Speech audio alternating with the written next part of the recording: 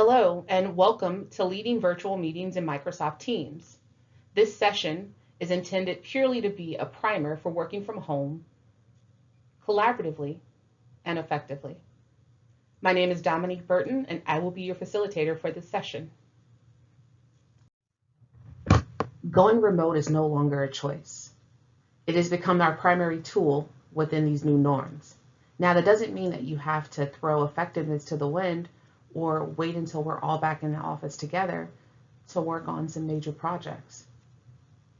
The fact is that as a lead or a facilitator of a virtual meeting, you can still make sure everything that needs covering before everyone disconnects occurs, have a spirited discussion that aligns the team and ensures accountability, but most of all, remember that physical distancing requirements don't mean that we have to socially distance from one another. In today's session, we're going to talk about a virtual meeting 101. How do you create agendas? How are some of the ways you can energize and keep your team interactive and productive during these virtual meetings? And also just how to keep everyone on the same accord and etiquette.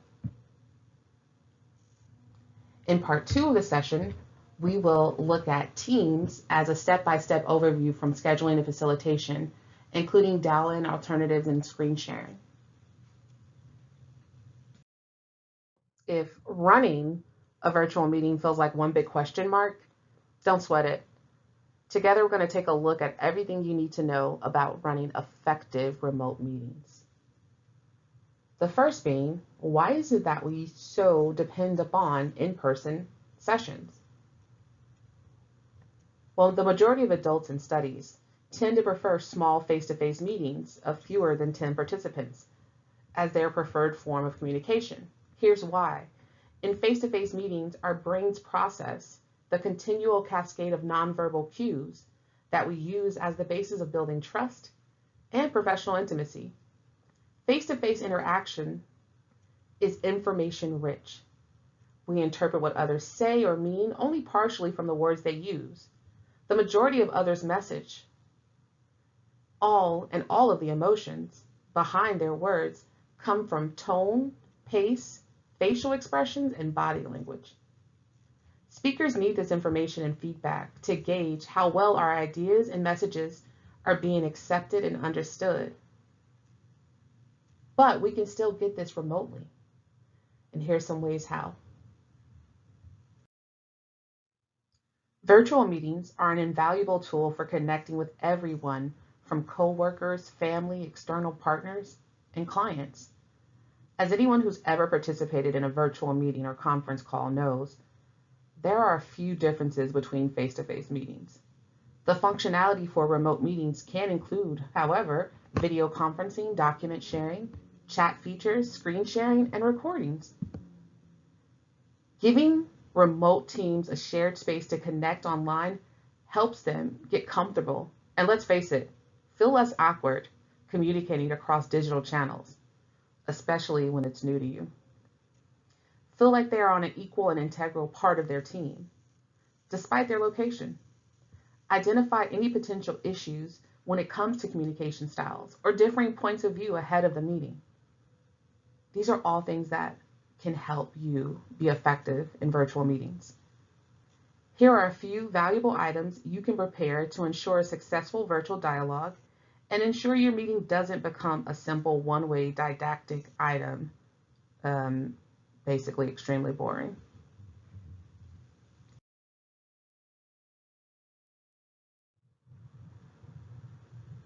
Here are the 10 steps for a successful virtual meeting. Don't worry about taking notes. There's actually a download for an infographic that you'll receive if you haven't already.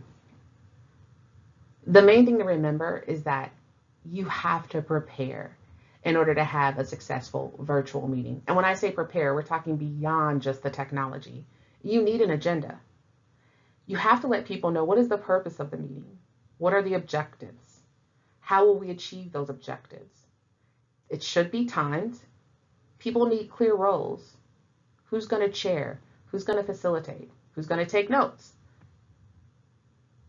And you also need agreed ways of working, whether you call them ground rules or rules for the meeting or accords.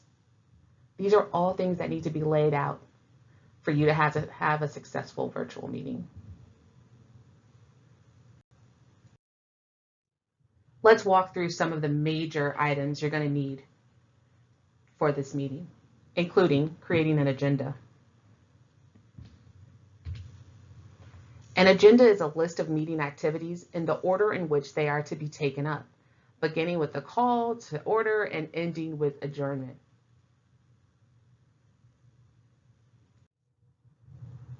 So if the last agenda looked boring, I want to step back and show you how you can create an agenda using a graphic. This would be where you would lay out the plan of action, who's doing what, setting up how we're going to work together, and what will be accomplished. It depends on how you are as a learner. You might enjoy a graphic, or you might just want to hit pen to paper and start writing it out.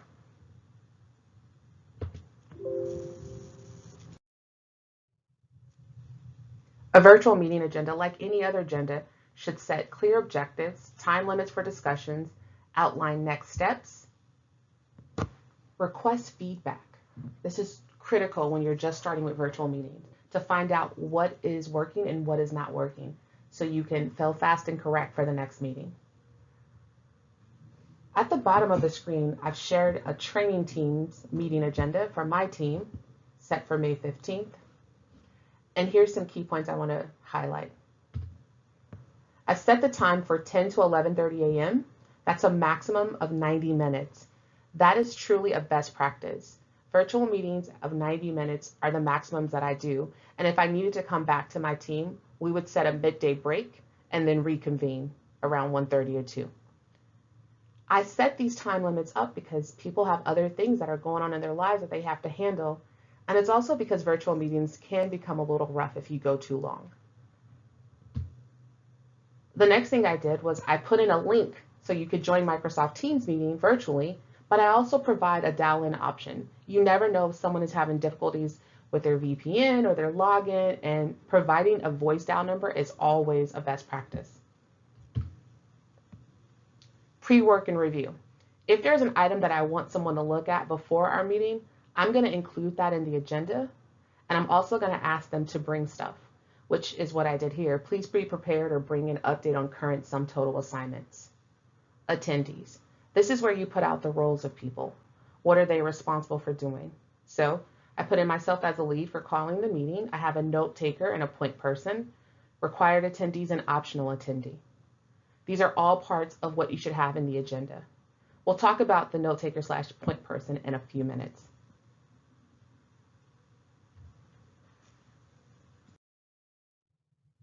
For your agenda, I highly suggest that you bring in an icebreaker. Okay, I know most people say they're not big fans of them or they don't like them, but it's important to reinforce interpersonal relationships among your team. And to be honest, a lot of people might be feeling isolated.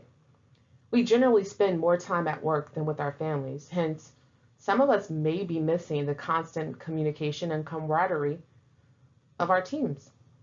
So why not take a few minutes to allow the team to connect and share something about their days while working from home.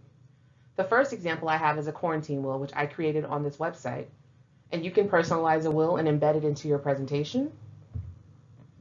Or rather than asking, how are you feeling today for a word, why don't you just ask people to put up a Giphy, a sticker, or an emoji about how they're feeling right now. And they can do that in the chat feature of Microsoft Teams. Here's some examples.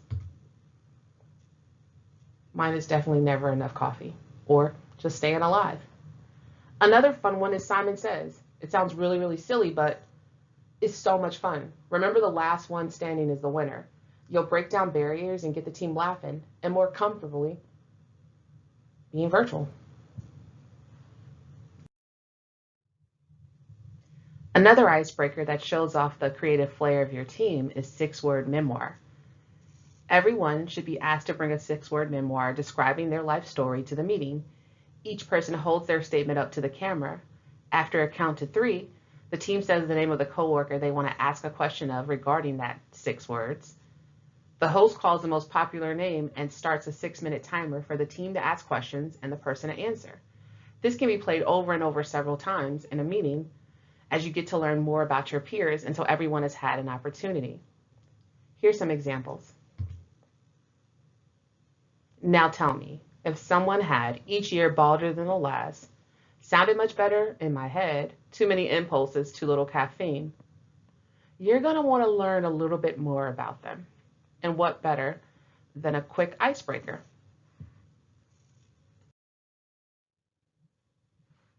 The following are a few best practices I would suggest for your virtual agenda.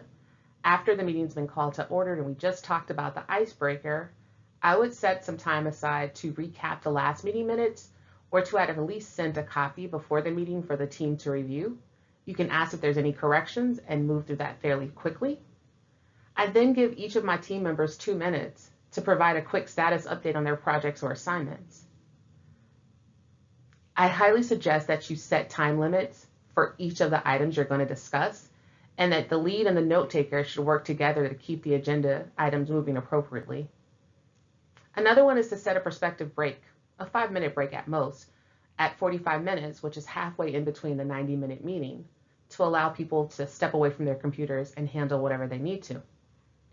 I also use the footer to ensure that everyone's using the right or most up-to-date agenda. So what you'll see in the footer is that I put in my initials because I'm the person who shared it and the date that I shared it. You should share the first draft of the agenda at least 1 week in advance of the meeting. And then you'll have some time to make amendments or suggestions and then update that footer to ensure everyone's on the same agenda. One of the things you'll notice in this agenda is that items 2 and items 3 have presentations, which can be used if you want to or you don't have to. However, I would suggest that you have, if you're going to have a presentation, that you allow screen sharing. That's an easier way to guide the conversation so attendees can literally be on the same page looking at the same document. It also allows you to prioritize conversations to maximize the time people are looking at each other by showing the screen and then going back to the faces of your attendees. A meeting agenda should always include next steps, which are upcoming key items or projects to be discussed or assigned, or it can include upcoming discussion items for future meetings. What you must have and you should all use is a recap before you adjourn the meeting. A recap is important because in order for a meeting to be effective, every person should walk away from the meeting with a clear objective and an understanding of what is expected of them. Think of it as the what, where, when, and by whom principles. This should be repeated before the meeting is closed. Another thing as a lead that's important is that you should always ask for feedback from the team on how the meeting went. One question would be, what did we do well for this meeting? What should we do differently for our next meeting? These are great items to think about to be more effective, but also be more engaged with your team. And it's important because ultimately you need to be able to pass the torch. And when I say pass the torch, pass on the leading of the next meeting to another team member. This insight will give them some help at what to do for the next meeting. I think it's important that everyone has an active role in running a meeting. And if you agree, passing the torch is a great way to involve the whole team.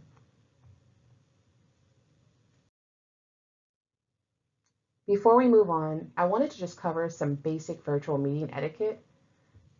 These are things that everyone should be following to create a smooth and virtual meeting experience. Like testing your system in advance to make sure everything is working properly. And if all else fails, just dial in. Silencing your mobile devices and considering the lighting in the space that you're sitting in. No one wants to just talk to a silhouette for 90 minutes. Another basic rule, cameras on. Well-lit faces are more engaging, but not too much lighting because it can be distracting. Also, if you don't have pants on, just remember to stay seated. Mute yourself when you're not speaking to eliminate background noise because it can be very distracting. Or use headphones. Think position. You'll look most natural if the camera is positioned at eye level. Avoid distractions. Pick a location where you can stay focused. Listen and don't interrupt others. Ensure the meeting doesn't become an overly complicated game of telephone. Stay engaged. That's the biggest part of it. And also, if you start to feel like people are not engaged, just start calling on people's names.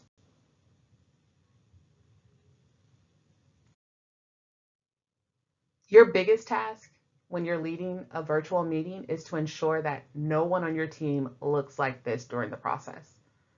Here are a couple things that you can do to ensure. Again, the 90 minutes maximum. Definitely hold it to 90 minutes. You can make assignments of breakout sessions where 2 to 4 staffers will present back at the next meeting, but take on leading a project. Also understand that some people might not feel safe or comfortable speaking virtually on one of these sessions. So you want to make sure that you create a way for people to be engaged in the conversation. One thing that I love is Poll Everywhere or other free polling options to make sure that people have a space to speak up. Here's an example. With Slido, you can create this one. How confident are you that we are on track to meet the project deadline? Here's another option. Do you understand the purpose of this project? All of these are ways that you can use engagement during virtual meetings. To keep it engaging, remember, allow screen sharing or use visual signals to encourage the speaker or support others by showing that you're giving them a thumbs up or a snap or a round of applause to confirm that you understand or are following along and agree with them. But moreover, just be yourself and have fun. Encourage laughter and transparency because virtual meetings don't have to be boring and anything could happen during one. And so when I say anything, I literally mean anything. But above all else, be kind and considerate. Many are struggling with work-life balance, and some things are just out of our control. Little Jimmy may be the added laugh we needed to get us through a tough conversation. Let's just make sure he doesn't become a regular in all of our team calls. So a presentation or a PPT isn't required. However, I would suggest you put together a short PowerPoint that includes a welcome page, a reminder of meeting accords and virtual etiquette to run 15 minutes before you go live the day of your meeting. Here's some suggestions and an example of one that I created. This slide would run 15 minutes before our meeting starts, and it just basically gives you a hello and a welcome, laying out our team accords, our virtual etiquette, who the point person is and who is available to assist if you're having issues. The point person actually would be on at this point in time. And this would just keep running through as a PowerPoint until we're ready to begin. So this would be the first page, and here's the second. So this page of the intro provides an Energizer. And I use Energizers just to get people ready for meetings and to have a little fun. It only takes a couple minutes. And it kind of really does start to make people log in on time for your meetings. And so what I do is I set this up as a time one. And here is a quiz me. Be the first to answer as many of the 5 questions correctly as you can in the chat box to win. Let's see if you can do it.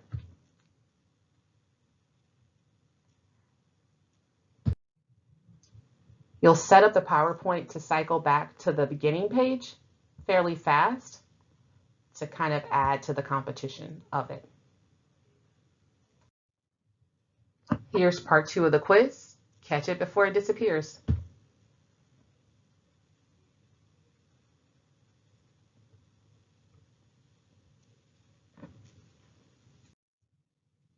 So Energizers are fun little examples to make sure your team logs on in time, but also as a way to create a little competition in a leaders board by having a winner at the end. Does anyone want to know the answers to the questions. Here they are.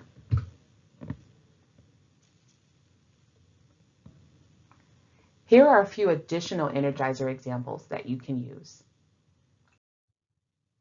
Slido or Poll Everywhere can be used as an Energizer to ask people questions and have a chance to connect.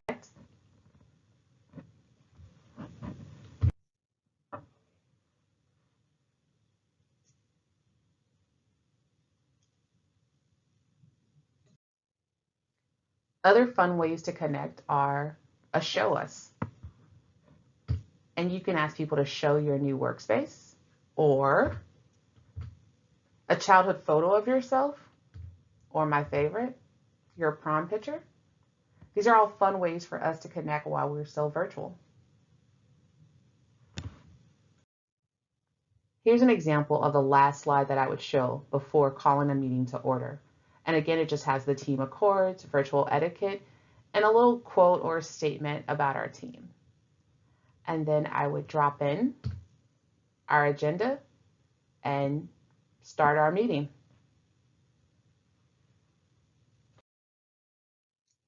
Thank you so much for joining me today for this session, and I hope you enjoyed it and you find it helpful. Regardless, please provide feedback at the SurveyMonkey link you see on the screen, and be sure to download a copy of the infographic and visit us for part 2, Microsoft Teams Primer. Thank you so much and have a great day.